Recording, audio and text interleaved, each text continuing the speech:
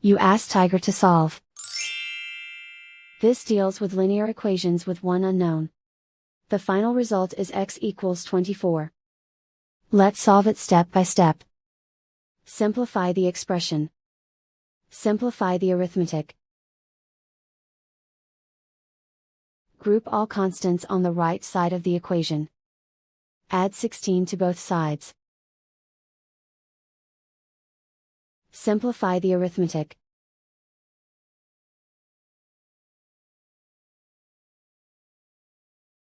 Isolate the x.